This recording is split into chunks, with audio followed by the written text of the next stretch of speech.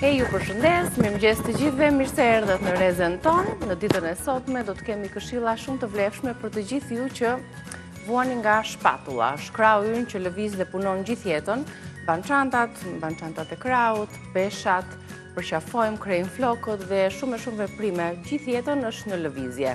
Por asnjë nuk kemi menduar se si mund ta mbrojmë, se si mund ta forcojmë shpatullën derisa të mos kalojmë tek ato mpirjet, dhimbjet, ngrirjet apo problematikat e tjera të cilat na bëjnë të mos funksionojmë siç duhet. Me fizioterapistën tonë do të kemi mundësi të tregojmë disa ushtrime në kushtet e shtëpisë për ju që vuani nga ngrirja, mpirja, dhimbja e shpatullave, ndoshta mungesa e atij lëngu sinovial që ndodhet midis dy kockave kryesore të shpatullës. Kështu që na ndiqni për të mësuar se si këto ushtrime mund t'i bëni, praktikoni edhe në shtëpinë tuaj. Ndërkohë, në pjesën tjetër kemi pak më relaks, do të marrim këshillat të tjera në fakt nga stilistja jonë, e cila do të na tregojë se cilat janë ato gabimet, të cilat na bëjnë që ne përmes veshjes tonë të dukemi për shembull më të shkurtër se sa jemi në gjatësi, ose gabimet që bëjmë që na tregojnë të dukemi më të shëndosh. Në veshje, sipas formave të trupit do të kuptojmë se çfarë duhet veshur që të mos bëjmë këto gabime dhe të kemi një dukje ndryshe nga ajo që jemi në të vërtetë. Përsa i takon kuzhinës, ende nuk e di se çfarë ka menduar Albana për ju, kështu që shkojmë së bashku t'i zbulojmë.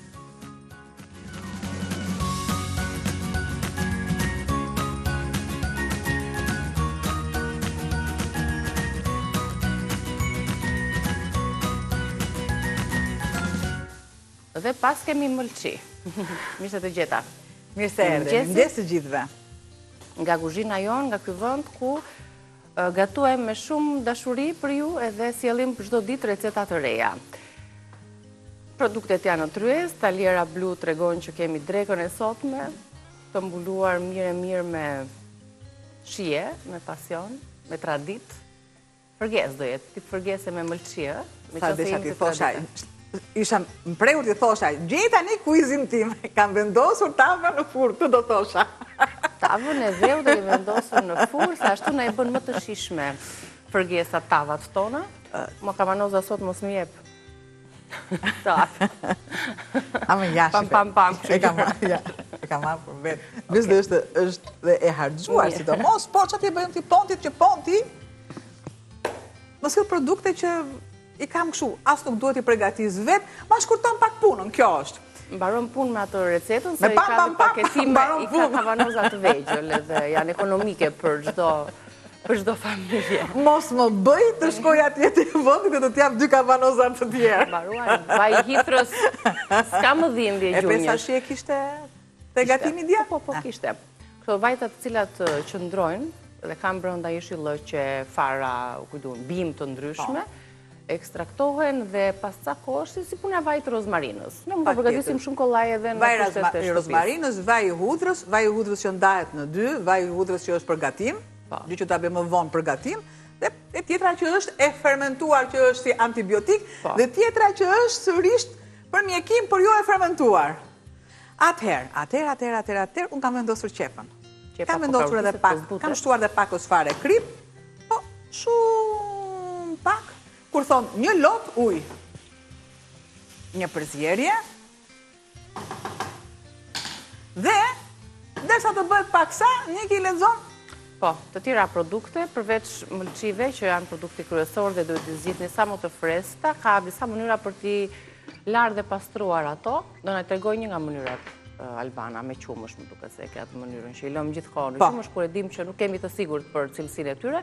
300 ml lëng mishi përveç se 300 gram mëlçi, 3 lugë gjelle gjiz, 1 lugë gjelle miell misri, 1 kokër qep, 4-5 pelpinj hudhër, 2-3 lugë gjelle vaj ulliri, 1 lugë gjelle salcë domate, 1 lugë gjelle gjalp, 1 tufë majdanos, 1 lugë piper të kuq djegës, krip edhe piper të zi për të rregulluar shijen e gatimit ton.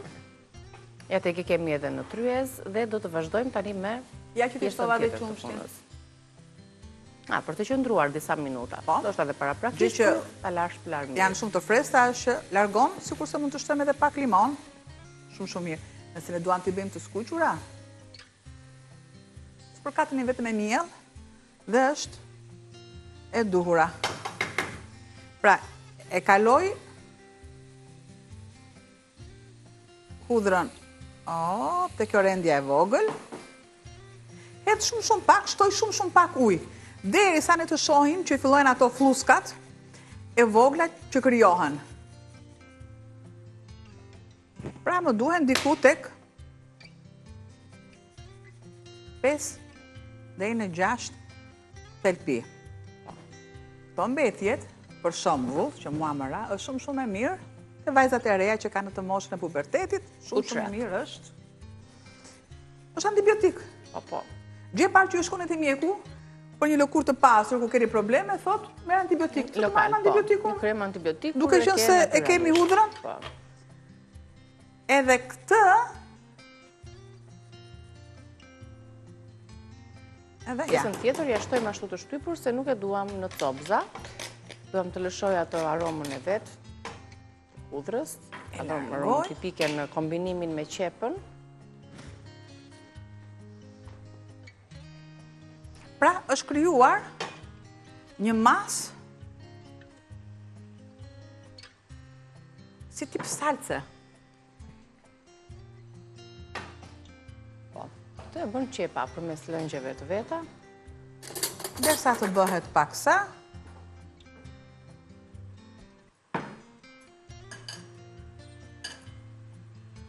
i mban më të buta qumshti, përveç se ju nxjerr pa pastërtitë e tyre. Pavarësisht se mund të lahen, mund të shplahen, por nuk donim, shikoj. Më që sa herë që të lahet, gjithmonë do nxjerrë gjak. Pra gjithmonë do ketë këtë ngjyrë. Pra deri nesër që ju të bëni këtë veprim, do jetë ngjyroz qumshti. I kulloj? Do ta kullojmë, do ta lini 30-40 minuta, derisa të shplahen mirë ato, një shplarje lehtë për t'i larguar qumshin dhe i vendosim për t'u skuqur.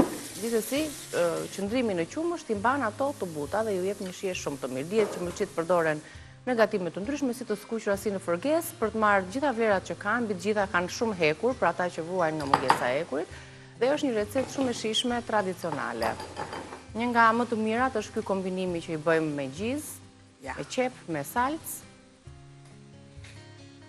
Dhe e rëndësishme është që t'i zgjedhim edhe të kemi mundësi të zgjedhim mëlçit të freskëta.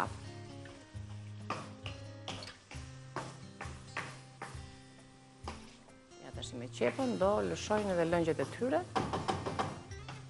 Do të shtoj masën e kripës.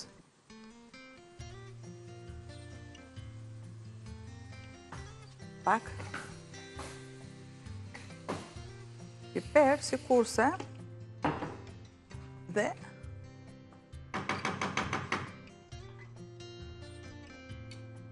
pak ujë. Do vendos, do ndez. T'i lëm të zjejnë, pra me një proces i tillë, kështu zjerje pak skuqje në fund të sa ti përshtaten lëngjet.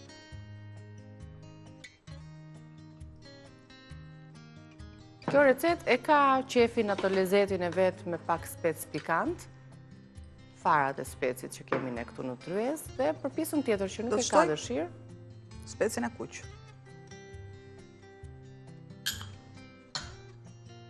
Tani ky tigani më vete me erzat?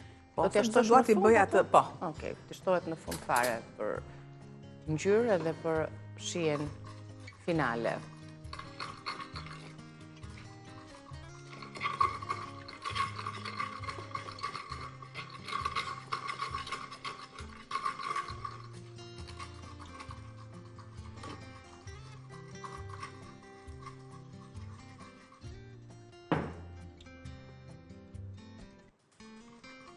Gjitha këto plura që u shquan, që të marrin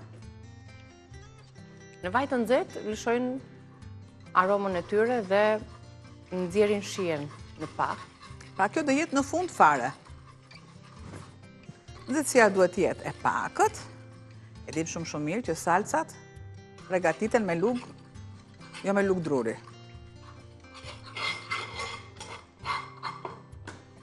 Derisa të fillojë një masë e një treqme. E dim shumë mirë që vendosim tavën në furrë, e vendosim me vaj ose me gjalp, gjithmonë tironcët e kanë me gjalp, nëse doni pak më të lehtë vendosim me vaj ulliri, pra të shihen pak më të veçantë, dhe Ja ku jemi në këtë fazë, qepa është tretur, do të shtoj, edhe mëlçit janë mbledhur. dhe salcën, salca, pra kaq, nuk ka nevojë për më tepër. Të pjesën që është këtu poshtë, sa të laj pak, pastrot edhe pak rruga. Në qikuj kjo kavanozi? Ja, kam këtu. Mos e lëm në... Jo, është të mbarim që këshu.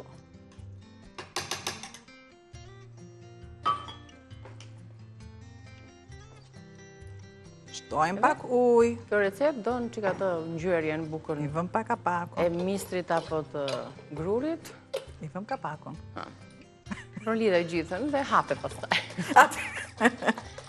E shtoja në fund.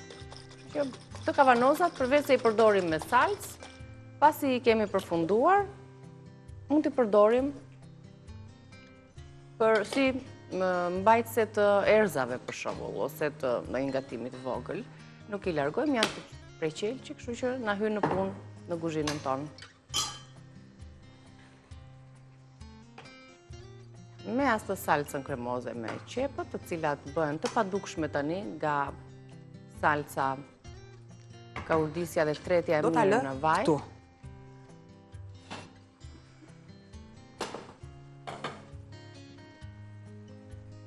Do të marr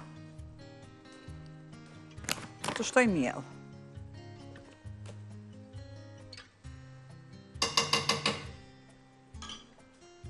Një lugë me Unë kam vendosur miell misri të verdh. E plotson dhe jep atë trashësinë e duhur.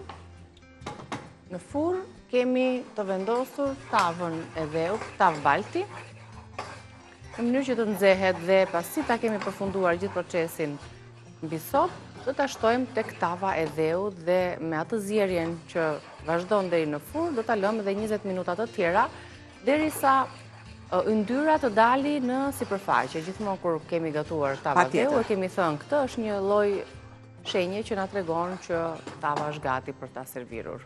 Pra, bëra pak mielli vetë është i thatë, nuk ka nevojë. Ka të thatësirën e duhur, pra nuk është i lagësht, e vendos në tenxhere derisa pa yndyrë, derisa të jetë i kokrizuar. Do të shtoj masën e gjysës, gjë që unë kam më tepër, sepse do bëj një masë më të madhe. Sikurse do t'i shtoj. Mësa, si shumë seriozisht e kemi marrë këtë tavën, si shumë serioze. Si A më kjo na është... një barsalet tani? Apo ti themi janë visave të na tregojnë një barsalet? Sa të... Se është dhe mëngjes. Na Çfarë duan që telefononi të na thoni nga karikohem? një barsalet të bukur. Çfarë duan që të karikohem? Pra, unë e kam karikimin më pas. Më pas e E ke. di ti vetë se që do bësh. Do kafe? E, Do një kafe çka? E do çoko apo e do kështu me aromë të theksuar, si e do? Tani më vonë më thuaj se jam gati. Jam gati direkt. Direkt për Po spring. daj të ndezim ekspresin. Se nuk kemi hapur akoma lokalin në Reze, prit, kemi punë. Garson me sheqer. Ndezat të depozitën me ujë e kemi mbushur. Vazhdojmë me recetën e përfundojmë dhe pastaj direkt do bëj kafen tënde. Ndërkohë juve që na ndiqni, na ngrini pak humorin nga ana tjetër e ekranit me barsaleta. E diti që unë di barsalet po si mbaj mend t'i tregoj? Edhe kur dëgjojmë, po që ai shumë, për shkakun po nuk i mbaj mend. Ju ndodh ndonjëherë dhe ju kjo gjë? Dëgjoni një barsalet, ju pëlqen shumë, po nuk e mban mend ta tregosh më vonë. Nëse di shumë nuk i mban mend kjo. Di shumë po. Unë shikon, gjitha si kaloj në formën e kremit, me që donte urdhëro. Mere pak lukën, mere pak lukën. Kujdes. Është gjë e bukur në mëngjes të kërkojmë, pse mos na tregojnë disa barsaleta për shembull. Të lumt. Ja, edhe direkt e marrim, e vendosim. Të kam lënë mbajtsen e... Tani ta sjellum direkt këtë. Merë. Se ka dhe vaj në brenda. Shiko çfarë. Pak vaj në fund të tavës së baltës, shifoni? Të lumt. Ju duhet një tavë e tillë se gatuni çfarë të duhet në tavë. Si perime, si tava dheu, fërgesa, lum. Po të doni i keni në individuale, në të kundërt, në masive. Shiko që e zhurë më kjo. Kjo është, ajo zhurma që do thot tava që unë jam me të ngjyme.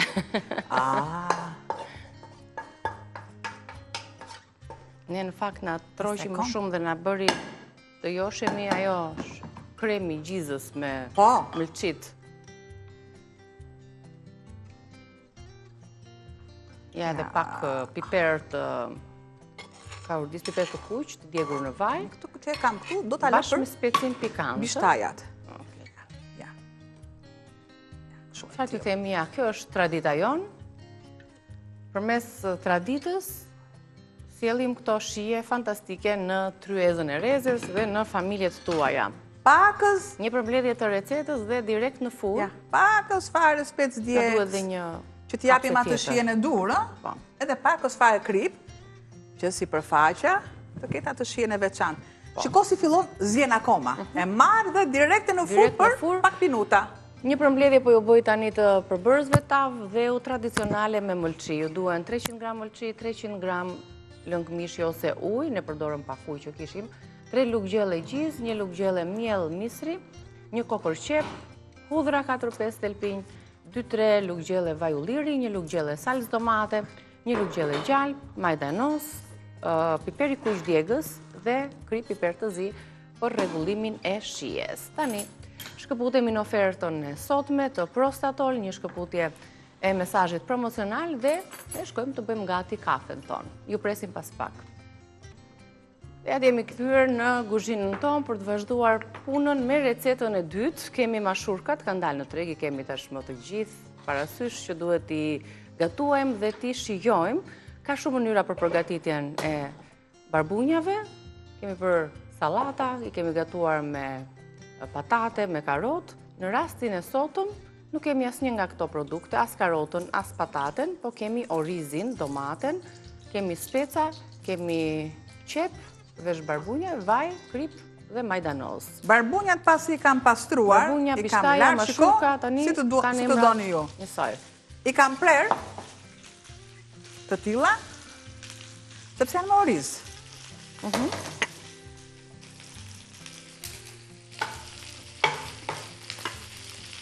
Bëj një kaurdisje, sepse nuk dua t'i lë të tilla që të marrin një shtres kafe dhe më pas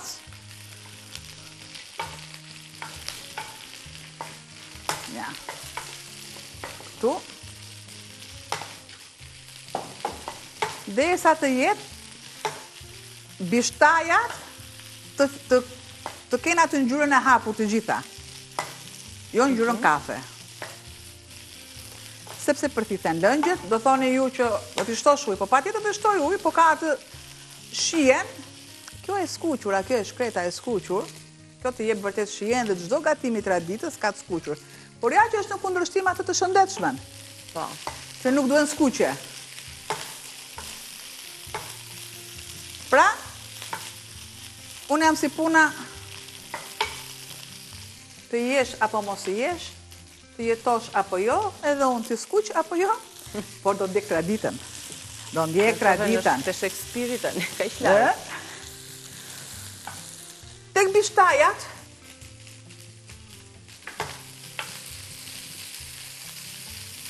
do të shtoj... Në kanë dëgjuar ambisat për barsalet? Jo më dua një barsalet sot. Se më shef ashtu. Po ti pyes, ambisat na tregon një barsalet. Ishte një familje.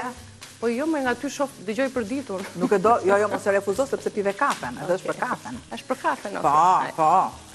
Ka pi kafen duke buzëqeshur. E vëndrit te familja e nusës së ardhshme. Donte një kafe. Dhe nusja, basi i kishte marrë ato mësimet e veta nga nëna vete, patjetër, i shton vëndrit në vend të sheqerit krip. Dhe i kishin thënë, nëse ai njeri që ti do kesh në krah, nuk do shtremëroj të rind, ose nuk do të thot diçka, krip do me thënë, ai është i duhuri për ty. Nëse ai do revoltohet, s'është, Që do atëherë... sillet dhe në jetë. Ashtu do sillet dhe në jetë. Pra, ju e keni parë, kur unë i them Nikit sheqer, edhe kur e bëm pa sheqer, unë jam shumë e dashur. Kështu do t'jenë njerëzit. Të qeshim në tani. Po pse mos të qeshësh? A, nëse ju qeshni, si reagoj jeta. Si reagoj dhe ndri njërë? E po janë mënyra të ndryshme. Vendurët janë të ndryshme, ashtu është. Unë për vete nuk kam guxuar që ishte krip. Tu do të qeshësh për ja. Okej, ja, e po mirë, të pëlqeu.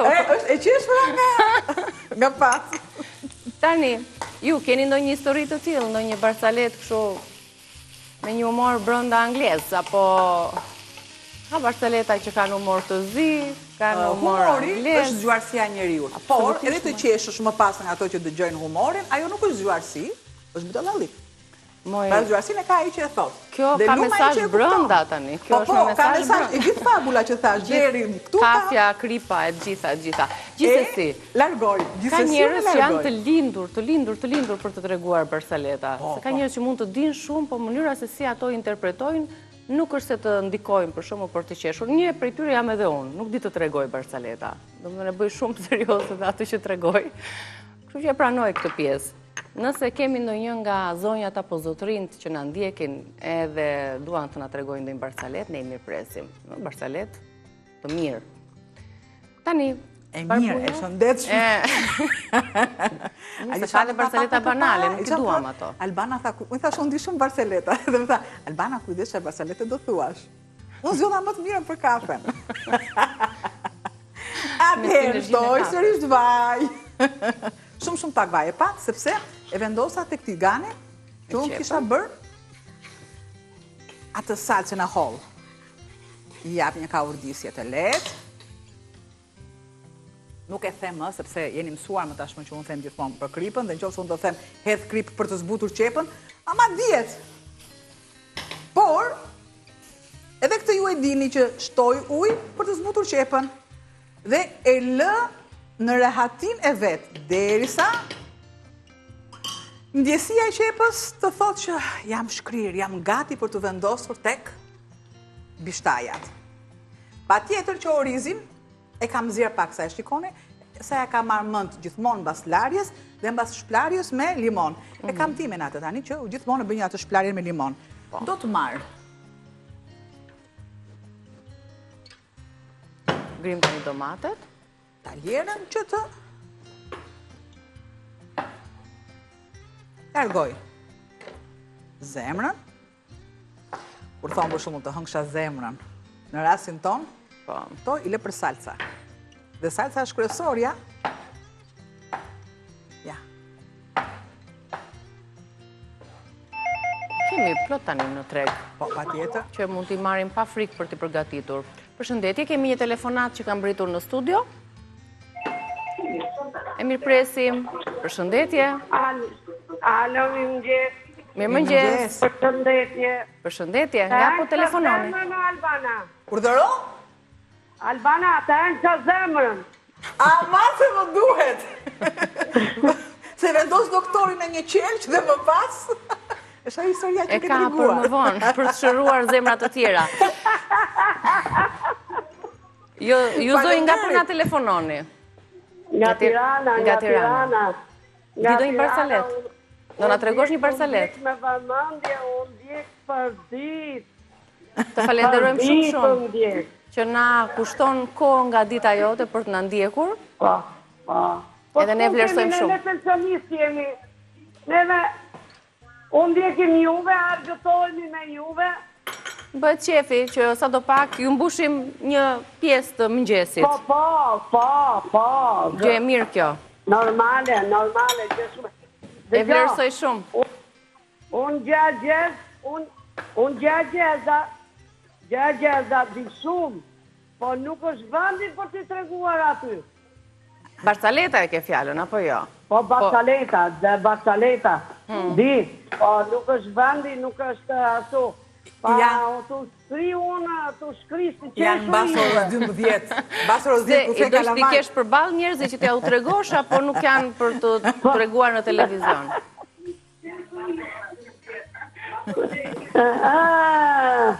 Po,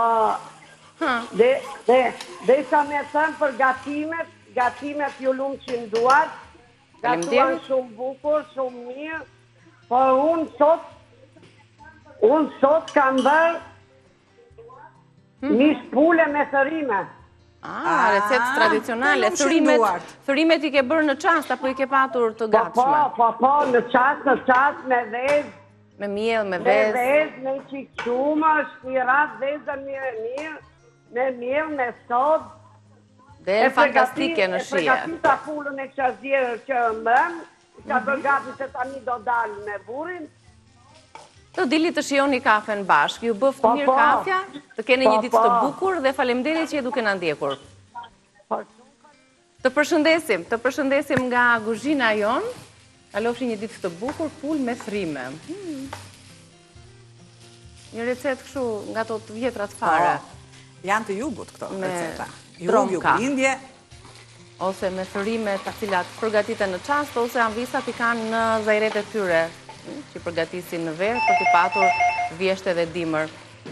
Mi presim një tjetër telefonat. Mirëmëngjesi. Përshëndetje. Mirëmëngjes. Përshëndetje, në këpë plasë. Ne jemi Reze Dielli, Report Televizion, unë jam Niki, jam me Albana në kuzhinë, po flasim drejt për së drejti këtu në studio. Po.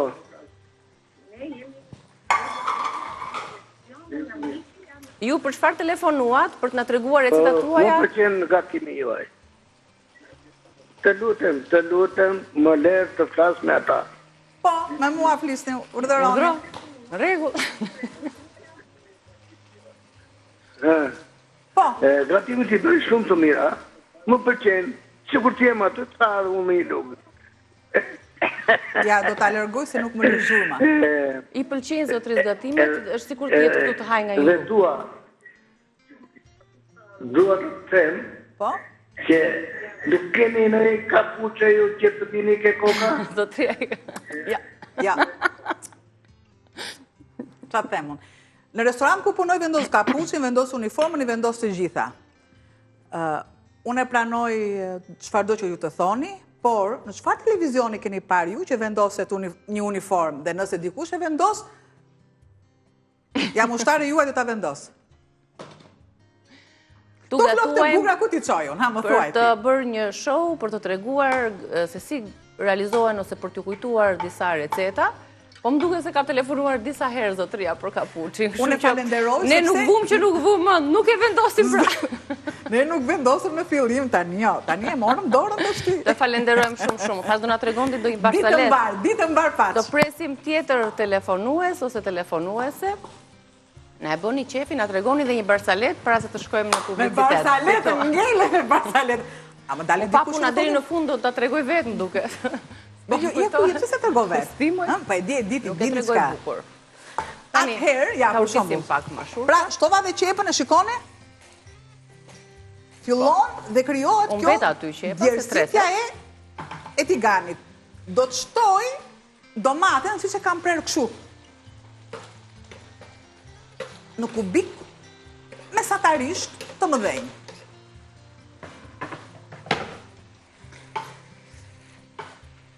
Një kaurdisje. Disa e ton kaurdisje, disa e ton kaurdisje. Do të shtoj masën e kripës, pakës fare piper. Ja, shikone. Duke pasur kaq të vogla, të prera imët, shkojnë me orizin.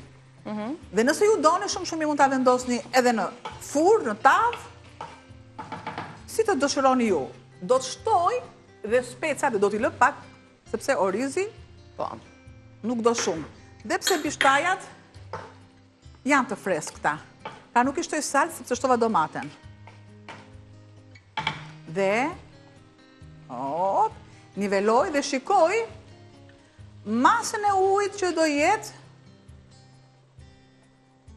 derisa të përfundoj kjo zhurma e skuqes. Pasi kemi kaurdisur, sepse folja e rregullt është kaurdis. Edhe kur përdoret ligjërisht në mënyra të ndryshme, pra kur E përdorim si fjalë për ato ligjërimin bisedor, kur ne duam të kaurdisim një bised apo të kaurdisim diçka, e rregullojmë ndryshe diçka. Me fjalë kaurdis. Kavardis ndoshta do të jetë në Kavardis është, prandaj dhe unë e thash, kaurdisja ka vërdisje. Kavardisja është në gjuhën dialektore. Po. Dhe kaurdisja është se shqyqur Zotit për gjuletërsi ka mbaruar dhe di këtë. Atëherë, e marrë dhe shtoj dhe orizin, ja bëj qefin tamam të ashti. Direkt, ja. Dhe një përzjerje, me lugën e derisa masa e ujit të shteroj, sepse orizin e kam të zjerë shumë pak, ja u thash. Një gjellë për tani është shumë e shëndetshme dhe e shishme. Një gjellë për drekën e sotme. Kapakun dhe bëhet vetë. I vendosim kapakun tenxheres me mashurka, kapakun dhe pjesës së parë dhe rikthehemi pas publicitetit, ju presim përsëri këtu për të vazhduar me recetën e tretë.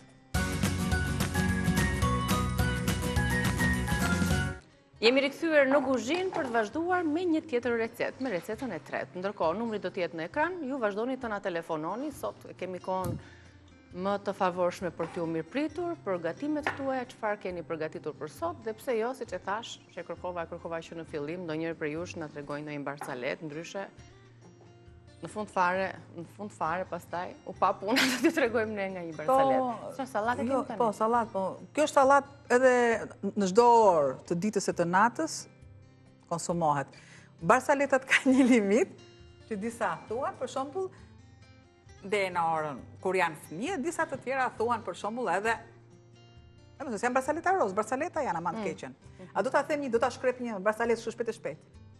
Nëse do publiku, ta pyesim publikun, besoj se do. Po, kush nuk do. Unë e kam kërkuar. Atëherë, në moshën tonë për shembull, edhe çik se e konsideroj vetëm pak më të re. Çohem në tualet për të shkuar 2-3 herë. Çohem plaka për të shkuar në tualet, çuku. Në mes të korridorit, shikon nusen, edhe i thot plaka, i thot, po ti, përse e kështu lakuriq? Ku po shkon? Tha, po shkoj te burri, tha. Po se po shkon te burri, tha, ti e lakuriq. Ka veshur këmishën e dashurisë, tha. E mbajti plakas dhe plaka kishte qenë dikur ere.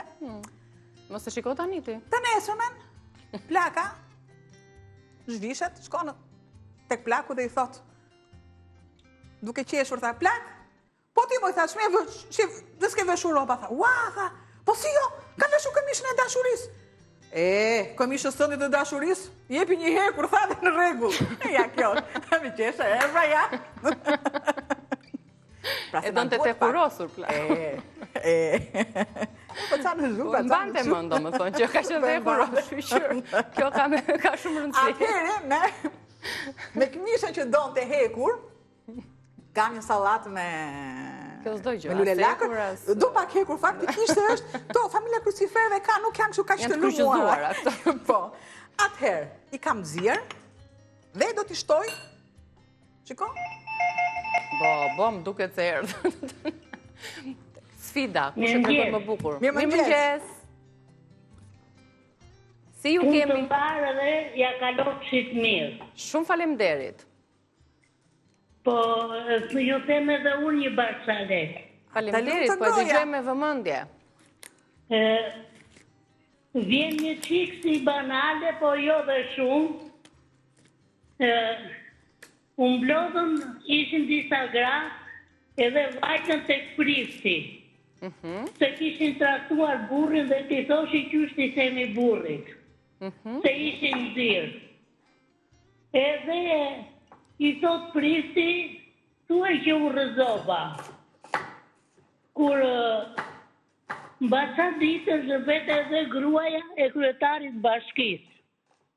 Edhe ajo traktova burrin po qyshti them, u rëzova thuaj. Po pasaj zes vetë pristi kryetarin e bashkisë. Si dhe i thot, duhe rrugulluar këto rrugët, sa se po në rëzohen gratë, sa. Tha grata s'pun kanë, sa. Po shiko, sa, se dhe gruaja jote është rëzuar 1-2 herë, i thot. E kuptoj që pastaj apo se kuptoj, rregulloj rrugët.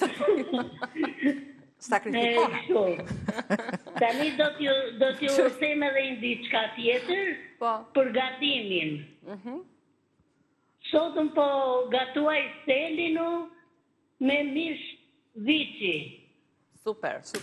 Do t'ju bësh një shërbim shumë të mirë kockave me selinon. Unë selinon e përdor jashtë mase, po thuaj se 3 herë në muaj unë e gatuaj selinon, si dimër dhe behar.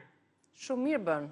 Duhet të kesh lexuar shumë dhe të kesh dëgjuar shumë për vlerat që ka selinoja, përderisa e përdor shpesh apo të pëlqen shija më tepër?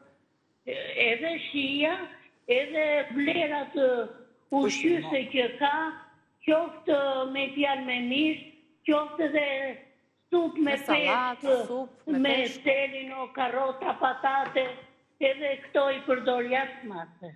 Shumë mirë. Më vjen mirë që e dëgjoj, edhe një prej përfitimeve për moshën që ju keni është shëndeti i kockave, se vetë selinoja ka formën e kockës. Jam në moshë e tretë, jam 70 vjeçë, edhe ju ndjek çdo ditë me kënaqësi, jeni të përsosura. Të falenderoj dhe të urojmë jetë të gjatë dhe me shëndet. Faleminderit që na tregove dhe Barcaletën. Dhe të urojmë një ditë të bukur, të përshëndesim nga studio jon, nga Kuzhina e Rezedielli, ku tani do të gatuajmë një sallat me lule lakër, me qep të kuqe dhe me panxhar. Kishim panxhar apo se pak mirë? Pas kemi dhe panxharin, po mire pas kam parë, po i përmbledh produktet që lexova se sa për secilën, është një recetë që mund të konsiderohet si shoqëruese të ndonjë gatimi tjetër, por edhe si recetë më vete. Sallat me lule lakër të zier, një lule lakër mesatare, një panxhar, një qep të kuqe, 2-3 lugë vaj ulliri, një lugë uthull molle ose lëng limoni, një thelpi hudhër, krip dhe piper sipas shijes dhe pak majdanos në fund të grirë për ta serviruar dhe freskuar sallatën tonë. Ju bën shumë mirë, është shumë e shëndetshme. Atëherë, kemi zier lule lakrën, sa minuta? Do të shtoj. Me qetësi dhe me dashuri. Lule lakrën e kam zier më pak nga e zakonshme. Nëse mua lule lakrën duhet më ujë të zier, në ujë të zier shumë, do të thonë që të bëhet bup, mua më duhet të jetë tek 5 minutë, sepse duhet të jetë në al dente. Do të shtoj uthullën për ta marinuar tani. Për ta marinuar, shtoj uthull molle. Shtoj limonin. Mas kripe. Kemi kujdes sepse uthulla e shton ato shijen e kripës. Do të shtoj vaj.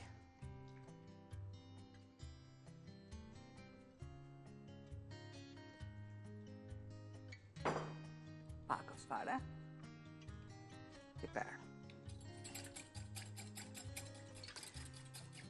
Nëse ju doni, Niki, a mund është pak ato uthullën e kuqe të lutem, sepse jep shtoni pakos fare. Uthullën ponti të kuqen. Po, pontin e kuqe, sepse është me një densitet kremos balsamik. Shto si thash, densitet kremos balsamik, ja, shifeni dhe vetë. Ja.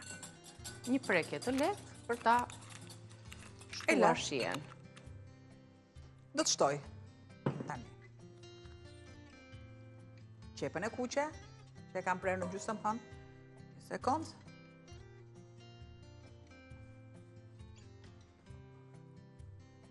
Kam hudhrën.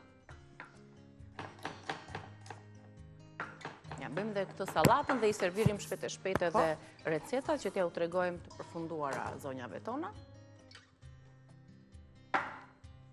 Panxharin e kemi zier.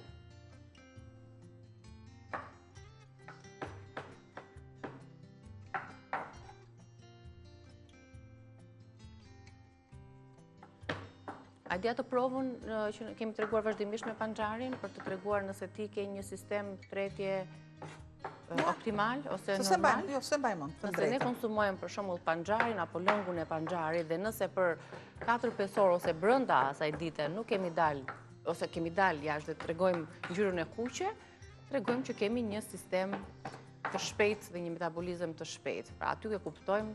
Kush nuk ka konsumuar panxhar, mua më ka ndodhur, që se kam pasur mendje, që kam pilën panxharin. Në momentin që kam shkuar në tualet kam thënë, "Ua, çfarë kam?" Po. Do të thotë që se ke haruar. Patjetër që po.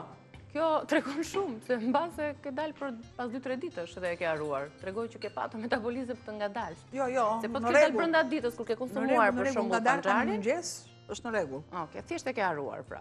E tham pra. Plaka doli me këmishën e dashurisë si mua dhe ka marruar. Po të usim plaka jam të kërkon. Ja, shtoj. Më i drejtë, mos më bëj, që atë tila, pse më provokon? Këmisha kështu. Tani, i përzim... Ka nevoj të kurosen ato të tua. Ti përzim mirë, do të marë bim aromatike. Është shumë e rëndësishme në për salata, kjo përzierja e mirë për të marinuar dhe për të marë një shije. Më pas i shtoni susam fara të ndryshme, si të doni ju. Po i shkon shumë susami. Sidomos i pjekur. Ja, opa, këtu. Edhe një pjatë tjetra, po e kemi këtu një tasë për të servirur. Dhe kjo është një salat që sugjerojmë për drekën e sotme, me lule lakër, me panxhar të zier dhe me qep të kuqe. Pra, një tuf lule lakër, një panxhar, një qep, dhe ja tek u bë gati. Këtu besoja? Po. Shtoje aty vetë.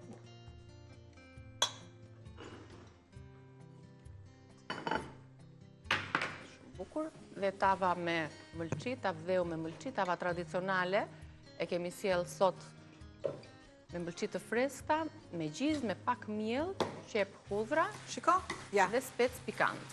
Edhe gjella me mashurka, të servirur siç duhet, sa të zbuten mashurka. Pra tjenë të thata. Po, që konsumohet kështu me pirun.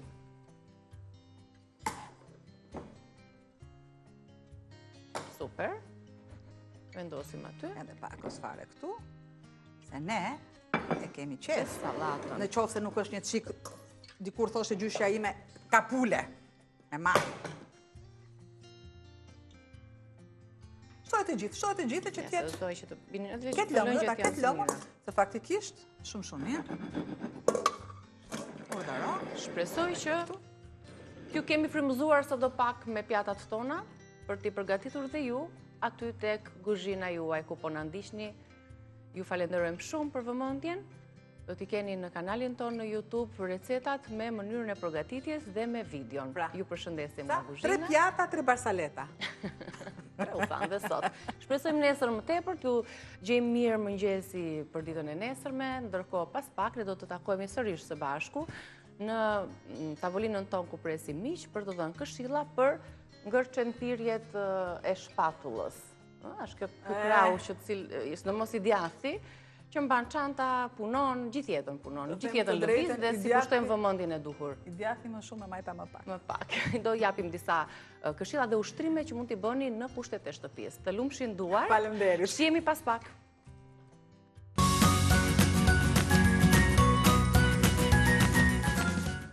Mirë se erdhët, flasim për këto dhimbjet e shpatullës në fakt, por duke patur parasysh që shpatulla është një nga nyjet më të lira në trupin tonë, shpeshherë ajo dëmtohet, është më e brisht, qoftë nga lodhja, mënyra se si qëndrojmë, si mbajmë çantat, peshat, dora, krau që lëviz përgjatë gjithë jetës tonë, kështu duhet të kemi disa këshilla parasysh, por për ju që vuani nga dhimbja e shpatullës, pirja e kësaj, apo ngrirja, mpirja, pse ndodhin të gjitha këto procese dhe si është ndërtuar shpatulla, do të diskutojmë të gjitha këto pika me fizioterapisten Ledina Nikolla. Mirë se erdhe, Ledina. Mirë se u gjeta. Kënaqësi që jemi këtu. Kusht shef, do të mendoj tani disa ushtrime në kushtet e shtëpisë për probleme nga më të ndryshme. Patjetër. Do të mundohemi ta zbërthejmë pak se si është e ndërtuar vetë shpatulla, se unë e thash është një nyje e lirshme në trup, por edhe shumë e brisht sepse dëmtohet shpejt. Atëherë, shpatulla është një kreacion me 3 gradë lëvizshmërie, që do thotë edhe rrotullohet, pra edhe parë dhe mrapa, edhe largohet nga trupi, edhe ngrihet dhe lart. Që do thotë, i ka 3 funksione që vetëm 2 kreacione në trupin e njerëzit i ka, që është shpatulla dhe pjesa e poshtme e legenit. Përditse ka shumë lëvizshmëri, do të thotë që ka një akses lëvizshmërie të gjerë, që do të thotë ti edhe lan xhamat, ti edhe lanë kurizin, që thot ka lëvizshmëri shumë të madhe. Dhe shumë e prirur për të dëmtuar se sa një artikulacion i cili bën vetëm 2 lëvizje, për shembull siç është bryli. Pra kjo është një nga gjërat kryesore. Pa menduar pastaj që ky artikulacion na ndihmon ne në jetën e përditshme për çdo lloj funksionaliteti. Pra ne me duar bëjmë çdo gjë. Prandaj është një artikulacion me shumë dëmtime, me disa lloje patologjish që fillojnë nga më të voglat deri tek më të rëndat. Duke qenë se është një artikulacion goxha kompleks, pra që ka një nyje kryesore, por ka dhe 5 artikulacione tjera të vogla. Ndodh shpesh që këto artikulacione tjera të vogla mund të dëmtohen gjatë një rrëzimi, gjatë një tendinopatie, pra gjatë një inflamacioni. Prandaj është shumë e rëndësishme për të kuptuar nga vjen kjo dhimbja. Se ka individ që thonë më dhëm fiks në një vend, ka individ që e shtrin dhimbjen më gjerë. Dhe patjetër duhet bërë pastaj një diagnozë diferencuar për të kuptuar që kjo është një dhimbje kockore, pra është një patologji që ka prej kockat, që mund të jetë një osteoartrit, apo mund të jetë një patologji muskulare apo tendinoze, që mund të jetë një tendinopati, apo mund të jetë thjesht e famshëm bursit, që njerëzit e njohin shumë, që është kemi diskutuar, dhe kjo. Por mund të ndodhi që shpatula dhëmb edhe nga problemet e qafës. Ndodh që shpatula dhëmb edhe nga tumoret pulmonare. Pra ka shumë arsye pse dhëmb shpatula, duhet kuptuar rëndësisht. Prandaj është rëndësishme që nëse ka një dhimbje persistente, pra që ka kohë pacienti apo gjë që praktike ndaj nga ekrani që vuaj nga shpatula, duhet bërë një test për të kuptuar kush është arsyeja. Duhet të hequr vetëm dhimbja, por duhet kuptuar nga ka ardhur kjo dhimbje për të trajtuar përcakton dhe anë të moshës, pra të moshuarit dihet që vijnë nga një faktor tjetër dhe të rinjt. Patjetër janë të ndryshëm, mos harrojmë që mund të bëjmë edhe fraktura, pra ti duke punuar rrëzohesh apo duke ecur rrugë, pra edhe frakturat e thjeshta, thyerjet të gjuhën popullore. Mund të bëjmë edhe distorsione apo lusacione, pra nxjerrje nga vendi. Për shembull, mund të bëjmë lusacione edhe njerëz që vuajnë nga epilepsia, nga sëmundja tokës që themi në shqip. Pra me anë të dridhjes mund të ndodhi që del krau. Pra ka disa faktorë që shkatojnë të dhimbjen. Kur një dhimbje zgjat më shumë se disa ditë, çfarë duhet të bëjmë? A është gabim të qëndrojmë pa lëvizje? Janë disa pyetje që mund të drejtohen nga publiku dhe unë po ja u drejtoj juve. Atëherë, disa patologji duan që të qëndrojmë pa lëvizje. Për shembull, nëse kemi lusacion, pra dalje nga vendi i kokës të umerusit, automatikisht duhet dalim nuk duhet lëvizur, sepse po e lëvizje do dalë edhe më shumë nga vendi. Por ka patologji tjera, për shembull, që është tendinopatit, që kanë nevojë për lëvizje. Lëvizja është këndi lëvizjes. Ne tham, ky artikulacion e ka kënd lëvizjes 360 gradë. Pra, ju e dini që ne mund të lëvizim krahun derisa ka 360 gradë, do të thotë që dhe ne ditën tonë përditshme duhet mundohemi ta arrijmë këtë. Pra, ka njerëz që thonë unë e ngre krahun deri në një pikë niveli dhe nuk e çoj dot më lart. Por ka njerëz që thonë unë e lëviz para dhe mbrapa ku duash ti, po më rrotullove krahun nuk lëviz. Në këtë rast, në fazën kur nuk rrotullohen dot krahun, me shumë mundësi kemi të bëjmë një frozen shoulder, që është patologji goxha e avancuar, apo kapsulë Një lloj ngrirje e shpatullës. Një lloj ngrirje e shpatullës. Këtu ushtrim për të kuptuar në gjendje kemi shpatullën. Ose mund mos ketë dhimbje, po thjesht nuk e kthen dot mbrapa. Patjetër, sepse për shembull ka njerëz që nuk e kuptojnë që e kanë, sepse nuk është dashur ta përdorin këtë lloj lëvizje dhe e kanë vënë këtë rëndesën shpatullës si pasojë e qafës. Por ndodh që kapsulita adhezive apo frozen shoulder, pra shpatulla e ngrirë, ka 3 faza. Faza kur është duke u ngrirë, është faza kur është ngrirë dhe nuk ka lëvizshmëri, ka dhimbje të tmerrshme, dhe është faza e shkrirës. Keni parasysh që frozen shoulderi nuk është se zgjat vetëm 2 javë, ka individ që vuajnë 6 muaj rresht në terapi dhe nuk e zgjidhin dot. Siç ka edhe individ që është frozen shoulder lehtë dhe kalon edhe me 2-3 ditë pa në fazë fillestare. Nëse bëhet kronik, pastaj bëhet Çfarë shkakton më së shumti frozen shoulder? Pra, shpatullën e ngrirë, që ta kemi me këtë termin. Ka çvikim i gjithë kufit rotator. Janë 5 muskuj kryesorë të shpatullës, të cilët këto muskuj nuk kanë më lëvizshmëri, e humbin lëvizshmërinë rrëshqitjen midis tyre.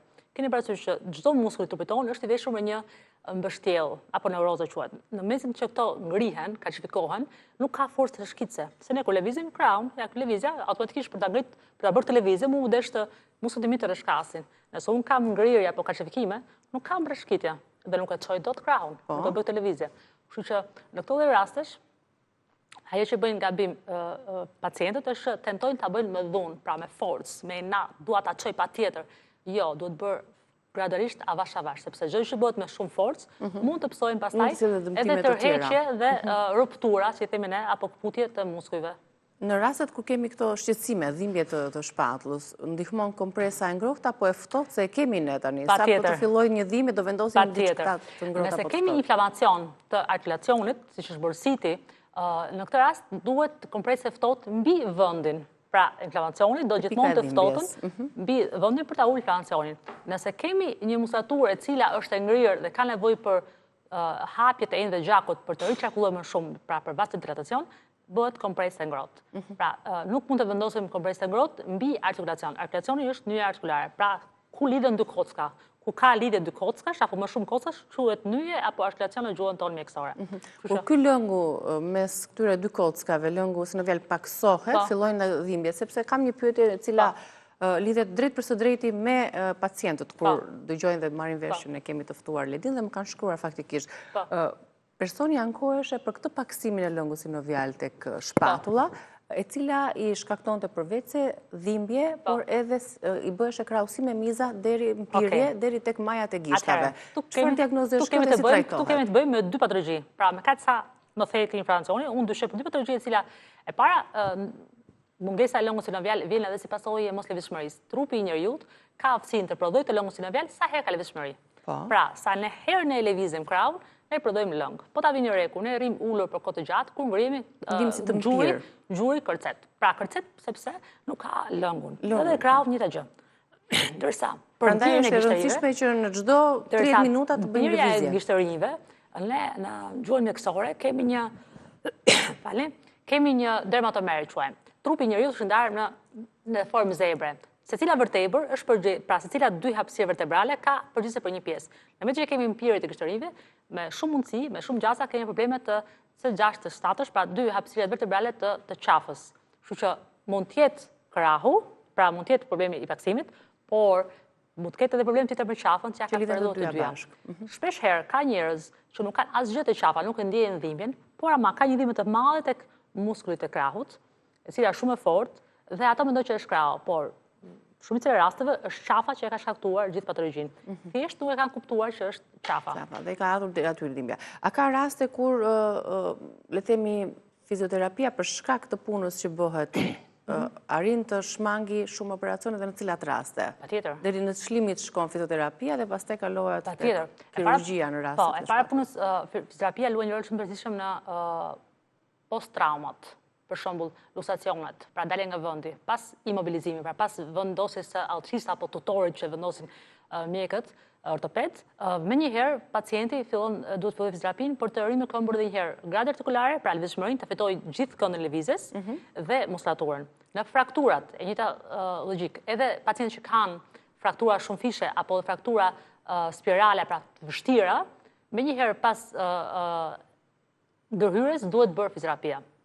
Në rastet e bursitit, në këto kohë që jetojmë, nuk duhet në mënyrë absolute të mendohet për të bërë injeksionet të kena korte të tjera me radhë, por me 2-3 seanca fizoterapi trajtohet shumë mirë. Ka nevoja patjetër për të bërë interventën kirurgjikale kur frakturat janë të rënda apo ka nevojë për, pra secila fazë ka nevojën e vet. Nuk duhet bërë fizoterapi në rastet kur dhimbja është akute e fortë. Pra kur është prezente, në këtë raste ne bëjmë më shumë se sa rregullojmë. Bëjmë vetëm modalitetet që ne përdorim për ulje inflamacionit dhe ulje dhimbjesh, nuk bëjmë lëvizshmëri, të cilat mund ta provokojnë më shumë. Pra secila fazë e trajtimit ka protokollin e saj dhe objektivin e saj për çfarë po bëjmë atë lloj lëvizje apo atë lloj programi. Para shumë sa kohë duhet për të rikuperuar një shpatullë të dëmtuar? Kjo ndryshon shumë nga patologjit. Pra secila patologji ka krejtësisht ndryshe. Për shembull, nëse kemi një frakturë e cila është shumë fishe, mund duhet 2 deri 4 javë apo 2 deri 6 javë për të rikthyer.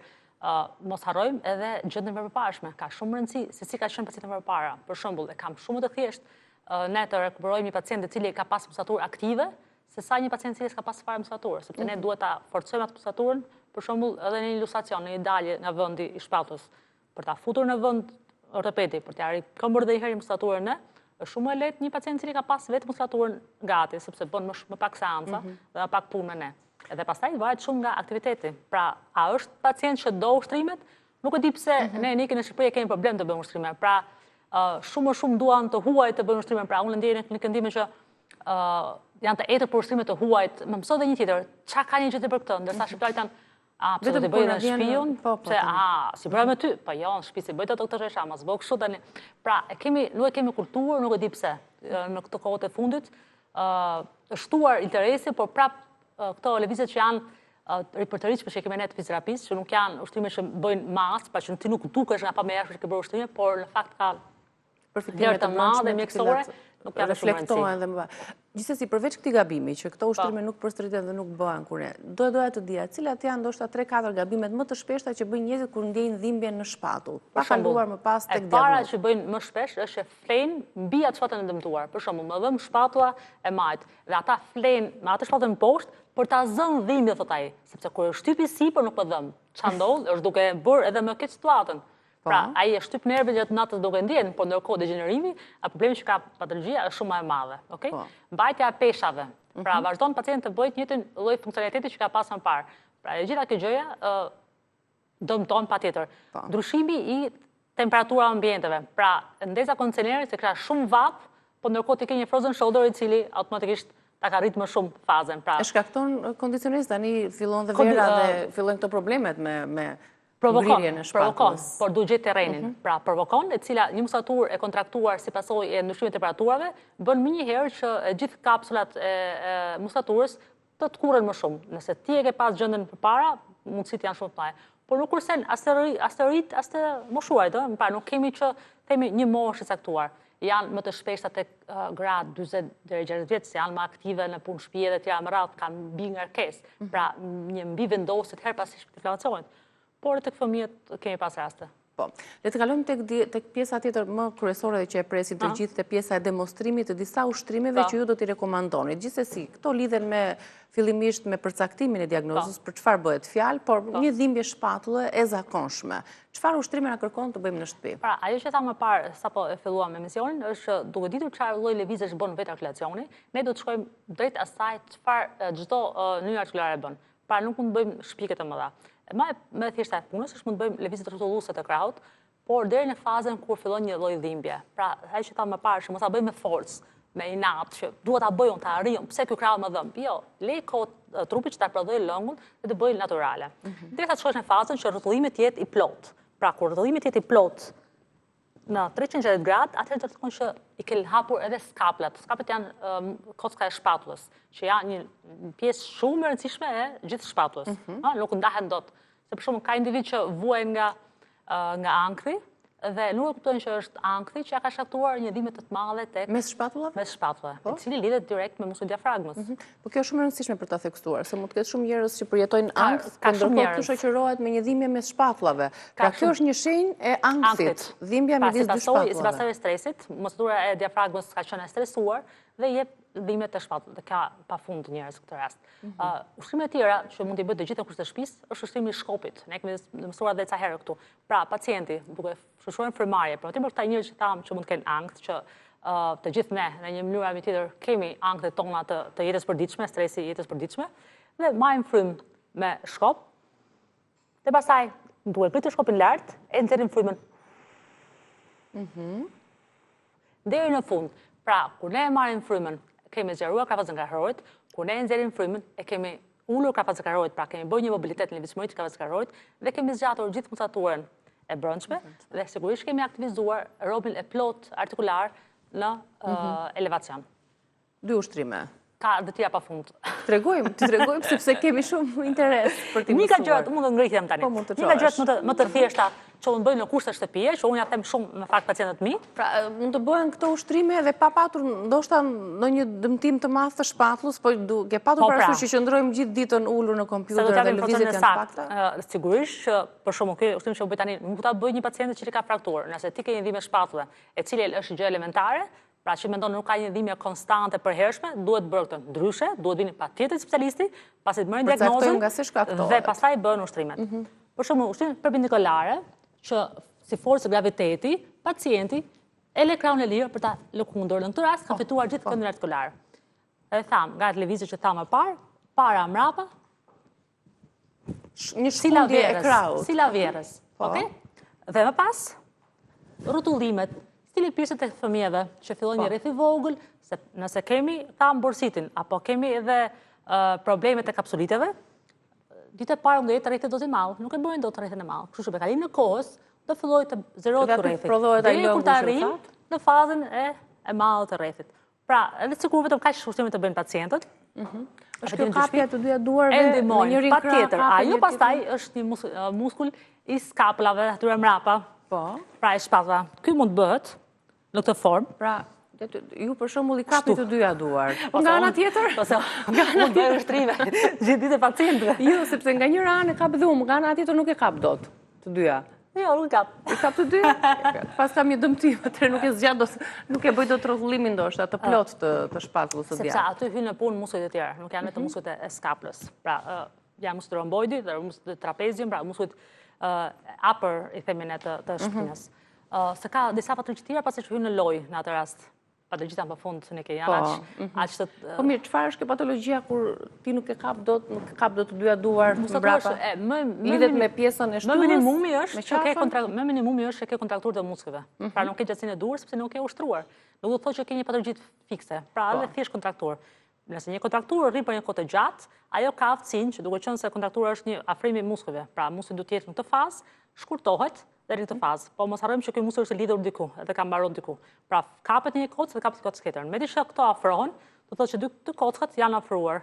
Nëse janë kapur në vertebra, i bie që dy vertebrat janë afruar dhe automatikisht pastaj kemi probleme me hapësirën intervertebrale, që aty kalojnë nerva dhe mund të shkaktojë edhe një hernie, që ne e dimë që është dalja e diskut nga vendi që është patologjia shumë e përhapur në tek të rinj, tek fëmijët aktualisht. Tek të rritur ka qenë gjithë jetës, por tek fëmijët është shtuar së Po fundi. që sigurisht lidhet me peshat, lidhet me dietën ushqimore dhe këto ndikojnë pastaj. Lidhet me shumë faktorë, lidhet me mënyrën se si ne qëndrojmë në ditës, mënyrën se ne flem, që është shumë e rëndësishme, me mënyrën se si ne e kustojmë ushqimin, me mënyrën se si ne vishemi gjatë kohës aktivitetit, se nëse ti rri gjithë ditën me taka, mundësit janë më të mëdha që muskulit të jetë kontraktuar. Nëse ti rri gjithmonë me të sheshta fare, ato që nuk lejohen, pra pupët që kemi në Shqipëri, edhe ato janë të kundërdikuara kur ti je predispozuar për të pas një herë diskale. Atëherë për të shmangur të gjitha këto, cilat do të ishte lartësia e duhur e këpucëve apo e sandaleve? Ajo që rekomandohet, unë e parë jam gjithmonë për atlete një radhë parë,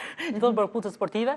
Pra se ju përmendët as pupat, as takat. Jo, sepse një pup nuk arrin të shpërndaj peshën siç duhet në gishtin e tek metatarsi, i themen tek gishti i madh, gishti i vogël dhe kalkanusi i këmbës. Pa një trekëndësh është shumë e rëndësishëm. Puca ideale do ishte me 4 cm tak. Dhe pastaj në varësi të shollës së këpucës, pra varësi që si e kemi këmbën ne. Se fëmijët e kanë ndryshe, ka fëmijë për shembull që e kanë këmbën në pronacion, duhen këpucë të posaçme që janë pronacion, pra për pjesën e këmbës që i kanë nga brenda. Kështu që secila fazë do pjesën e saj.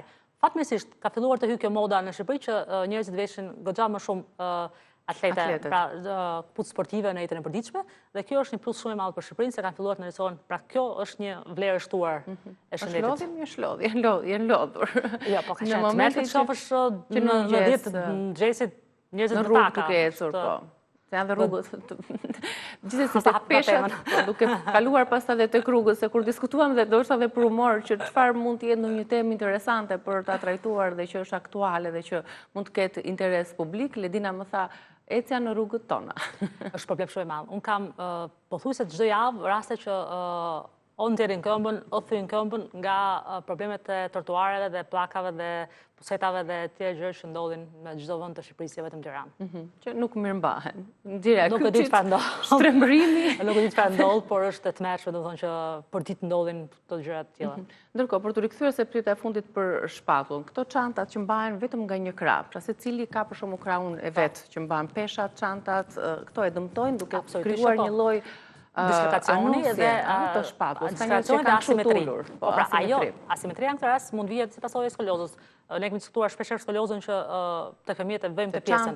Por në rastet të rriturit për shembull, unë vërej që majnë dhe çantën plot me laptopin nga njëra anë dhe anësia shumë e madhe. Nëse ti e bën një herë për 10 minuta rrugë, nuk është e thënë që ndodh gjë. Nëse ti e ke përsëritshme dhe e bën shpeshherë, ndodh që edhe muskulatura fillon të pritet. Për shumë, edhe kur vishin rrobat intime një pjesë e mirë e femrave, nga që vendosin gjithmonë njëta vizë, ne ndodh që muskulatura pritet. Çfarë thotë pritet? Nuk pritet vërtet me thik, por nuk zhvillohet, pra nuk forcohet muskulatura aty. Kështu që logjikisht ka një mos vazhdimsi të pjesës anatomike të trupit. Pra ne kur jemi krijuar për një vazhdimsi dhe me formë zinxhirish muskulare. Që do të thotë që puna e rroba plazhit, e rrobave të plazhit? Duhet lëvizur her pas here, jo gjithmonë një vend. Nëse kemi pjesën mamilare të rënd, pra kemi një gjoks me numër 4, 5 etj me radhë, që është rëndes për trupin e njeriut. automatikisht kjo duke lëvizur sepse bën probleme të tjera. Dhe pastaj krijohet edhe ajo Rusja e kurrizit, apo gunga që i themi në gjuhën popullore, që vjen as pasojë e gjoksit. Që krijon dhe probleme me frymarrjen, me peshën, probleme me kolon vertebrale, me vetbesimin, me të gjitha. Vetbesimin pastaj po dhe sigurisht rrit anktin automatikisht në të fazë. E qartë. Falenderoj shumë për informacionet që përcollëm. Të lutem shumë. Ditë të mbar, ishim me Ledina Nikollën, fizioterapiste, do të shkëputemi tani për të kaluar tek mënyra se si do të vishemi, e cila përcakton padyshim edhe pamjen dhe vetbesimin ton. Pas pak.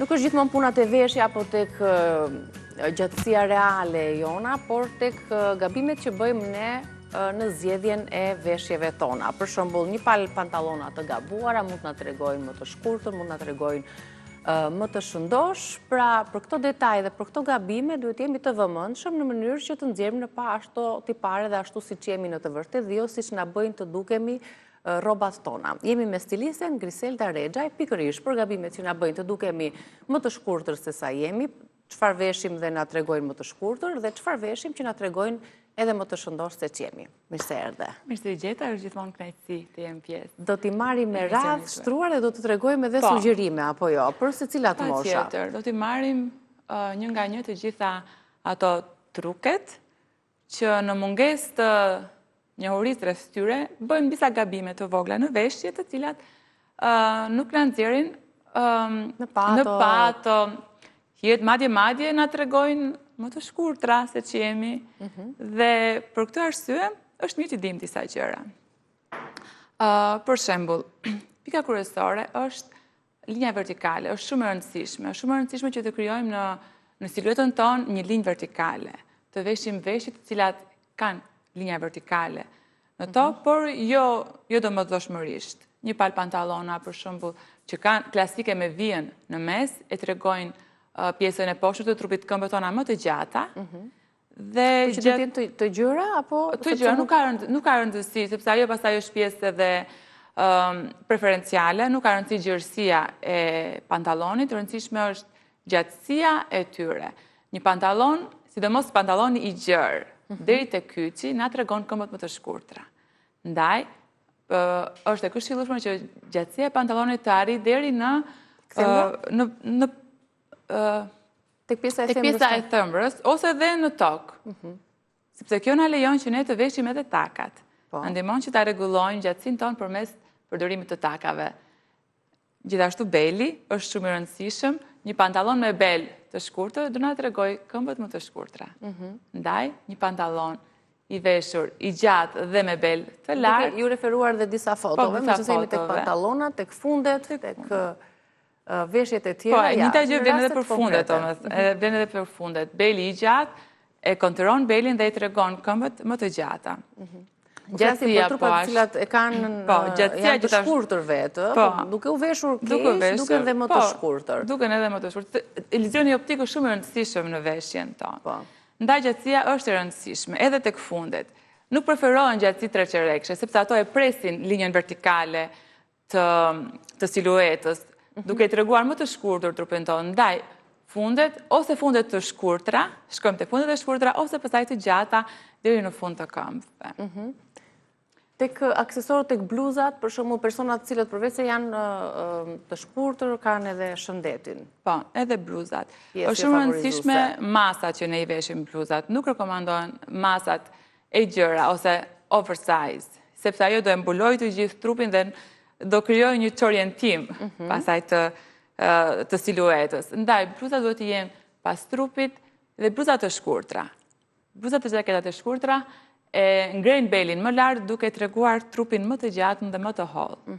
Ndërkohë, te pantallonat që janë me bel të lartë, sigurisht që thatë krijojnë ato vijën vertikale ose siluetën, iluzionin optik të gjatësisë, por cilave nuk ju shkon pantallonat me bel të lartë, apo janë për të gjitha tipet e trupit? Nuk besoj, nuk ka një kategorizim që i shkojnë, nuk i shkojnë. Beli i lartë është i mirë sepse e mbledh trupin, edhe nëse ne kemi një bark të rrumbullakosur, ajo e ndihmon që të riformsohet beli jon. Ndaj beli i gjatë është i rekomandueshëm për të gjitha format trupore.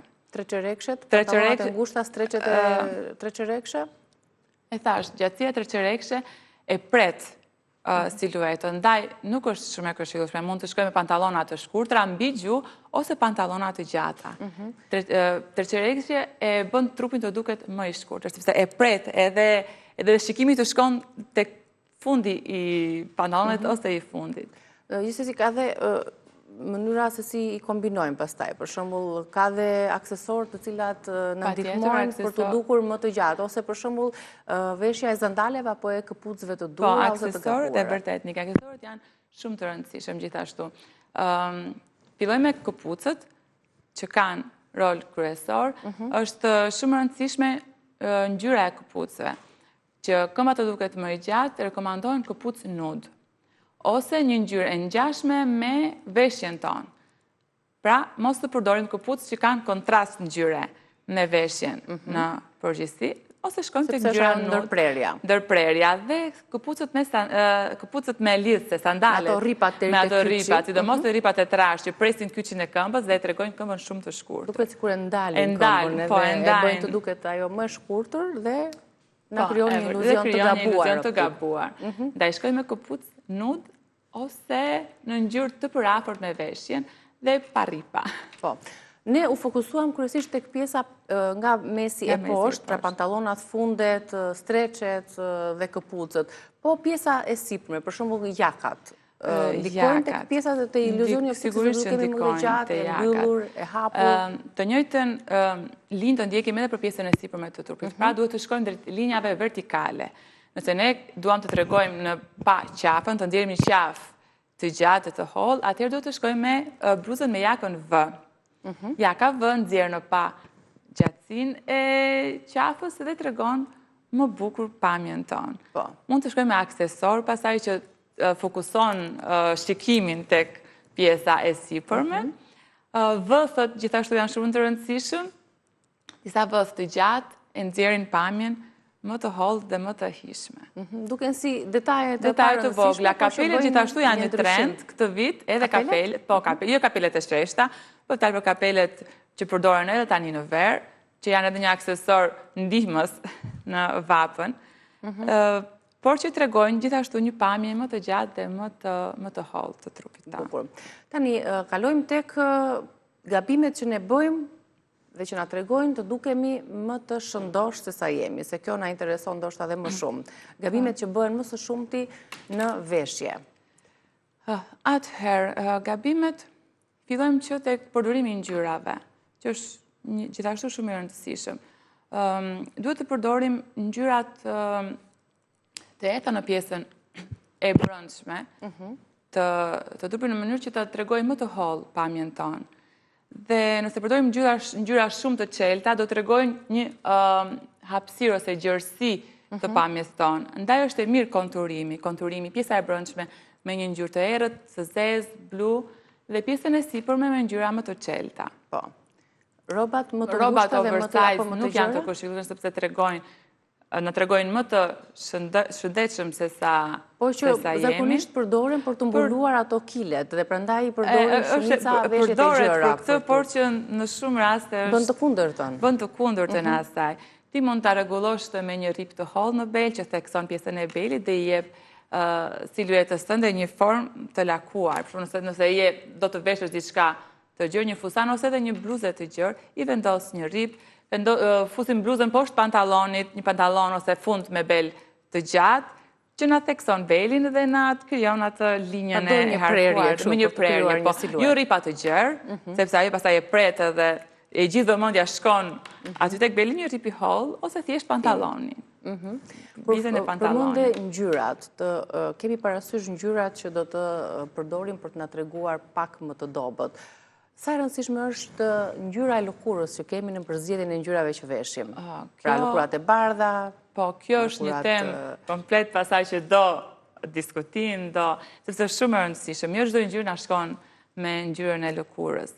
Nëse ne kemi ngjyrë të bardhë, atëherë ne duhet që veshjet tona të kenë një pigment më të errët se sa lëkura, sepse kjo do e zbeh. Po, sepse do e zbeh akoma më shumë bardhësinë e ngjyrës tonë. Në të kundërt, edhe nëse ti ke një pigment më të errët, edhe ngjyrat duhet të jenë më të ëmbla, që të nxjerrin në pa pastaj fytyrën edhe tiparet e po kur kemi një ngjyrë më të errët që kemi tonën, po e kemi të fituar nga rrezet e diellit. Cilat ngjyra nuk duhet i përdorim? Ngjyrat ato kam përdorur kur jam nxirrje, kam përdorur ngjyrën e kuqe, dukesha shumë keq. Ngjyrat që kanë tonalitet të errët nuk këshillohen. Blu saks, ajo e verdha si fluorescente, ciklamina shumë e ndezur, në ngjyrat e ndezura nuk këshillohen. Përsa i takon materialeve, të cilat materiale për shembull saten, tek pjesa që na tregojnë më të shëndosh, fakti që duket sikur reflektojnë edhe dritën dhe duket sikur na japin më tepër kilogram, na tregojnë atë iluzionin optik si kur jemi më të shëndosh. Është e vërtetë. Tjetër material përveç satenit që nuk duhet përdoret për personat që të shëndosh. Materialet stretch ose materialet trikotazhet në përgjithësi janë materiale të cilat mbështjellin trupin dhe ato na tregojnë pak ato pjesët që ne duam t'i fshehin. Ndaj është shumë e rëndësishme materialet të jenë fluide, materialet që e përkëdhelin trupin tonë. Për shembull, edhe ky sateni me i mëndafsh që ti ke veshur, është një material i butë që e rëshket në trupin tonë dhe nuk na nxjerr ato kilet që kemi shtuar, morëm vesh, e kuptova. Me gjithë ato materiale do t'i përshtasim edhe me sezonin në të cilën jemi, sepse vera është... Vera kërkon pambuk. Kërkon materiale të pambukta, materiale të lino, por që sigurisht pranohen edhe satenet e mëndafshet për në mbrëmje, për një dalje më të veçantë se sa në përditshmëri, por e rëndësishme shumë është prerja. Prerja e veshjes ka shumë rëndësi, sepse ti mund të përdorësh edhe satenin, por nëse e përdorë në modelin e përshtatshëm me forma trupore, temë të cilën ne kemi folur edhe bashk, atëherë ajo do bëj të kundërtën e asaj që... Edhe defekte të tjera përveç shëndetit. Po, patjetër, është shumë rëndësishme. Po printet e mëdhaja, me një shumë printet të gjëra të mëdhaja, kryejnë atë iluzionin... Po, printet e mëdhaja nuk janë të rekomandueshme, sepse kryejnë iluzionin e gjerësisë. Printet janë të konsideru, duhet të jenë të konsideru, në printet të vogël, të cilat nuk janë të mëdha dhe qetësuese edhe për syrin, për pamjen. Këmishat e gjëra të gjata, kombinuar poshtë pastaj me një jeans apo një pantalon. Po, këmishat e gjëra mund të kombinohen lehtësisht me një kanatiere poshtë, këmisha të jetë e zbërthyer dhe me një kanatiere në ngjyrë më të errët se sa këmisha, të na japi ide në një pamje të hishme, të elegante, të themi, me jeanse, me... Po në rastin kur do të shkojmë në plazh për veshjet e rrobave të plazhit, a ka aty ndonjë truk që mund na këshillosh për të dukur më elegant dhe format e trupit të duken me siluet? Patjetër, edhe këtu shkojmë tek prerjet, pastaj modelet e rrobave të banjit. Për vajzat që kanë format perfekte të trupit, sigurisht lejohen çdo lloj prerje, për ne të tjerat që duam të mbulojmë disa pjesë ka. Bikinit që janë me prerje të gjatë, të lartë, janë të këshillueshme sepse mbulojnë pjesët që ne nuk duam t'i ekspozojmë. Pjesët e barkut, pjesët e barkut, të viteve patjetër. Badjet e bashkuara po ashtu janë të këshillueshme kur ne duam të dukemi më elegante dhe të fshehim. Për zonjat që janë duke na ndjekur, pra të lëm pjesën e rrobave të plazhit, ndoshta do të kemi mundësi për t'u zgjeruar dhe thelluar më tej. Për zonjat që janë duke na ndjekur tani nga ekrani dhe që sigurisht për shkak të moshës edhe menopauzës fillojnë këto shtimi i kilogramëve të pakuptueshëm. Patjetër. Çfarë këshillash mund t'ju japim për të mposhtur dhe për të zbehur pikërisht ato kilogram të padëshiruar në trupin tonë? Si duhet ta kombinojnë ato pjesën lart dhe pjesën poshtë me veshjen e tyre? Këshilla kryesore që unë dua të ndajmë të gjitha gratë, sidomos është të jemi komfort, të pranojmë trupin tonë. Sepse duke krijuar komplekse, ne pastaj bëjmë gabime bëjmë edhe gabime në veshje. Duhet të jemi sa më të zgjedhim veshjet që jemi komfort me to. Për shembull, disa fustanet të rekomanduara. Jemi në sezonin e verës, fustanet e pambukta, fustanet e lino, të lirshme ose me prerje të ndryshme. Tek beli. Një ripi holl tek beli, formëson belin, krijon një linjë të lakuar, një linjë të bukur në trup dhe Na tregon dhe më të shëndosh.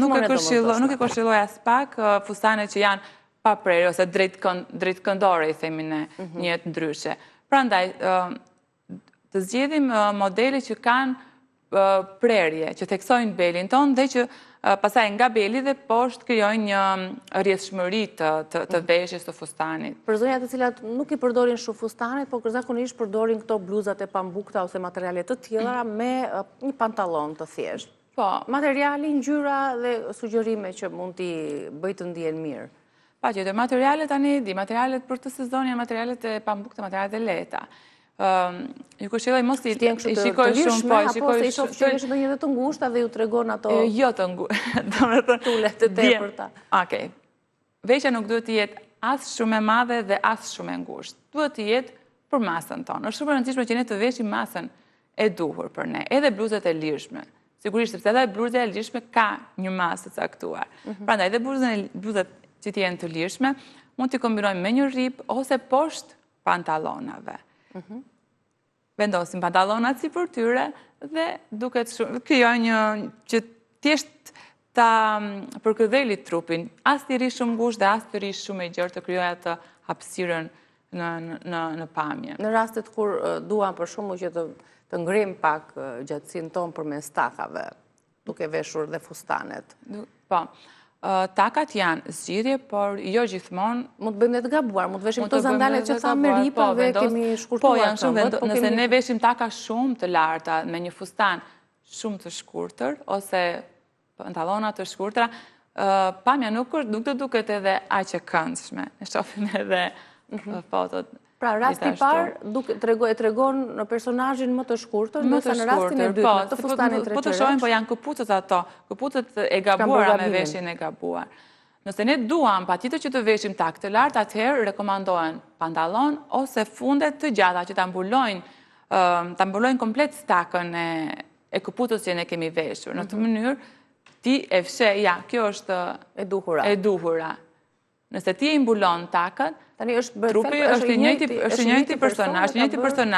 Aty kemi një pantallon deri tek kyçi.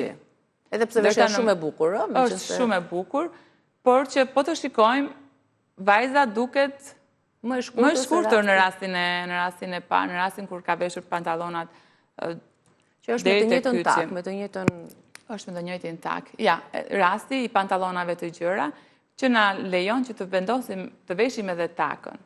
Takën ortopedike, e cila duhet mbuluar, ose taka tjetër që duhet mbuluar pa dyshim, për të mos na krijuar iluzionin që deri aty bëhet prerja e këmbës. Ne kemi përfunduar me minutazhin ton. Të falenderoj shumë, të uroj punë të mbar. Faleminderit edhe juve që na keni ndjekur. Kalofshi një ditë të bukur. Shihemi nesër me të tjerë të ftuar, të tjera receta. Faleminderit që na ndoqët deri në këtë çast. Vazhdoni me programacionin ton.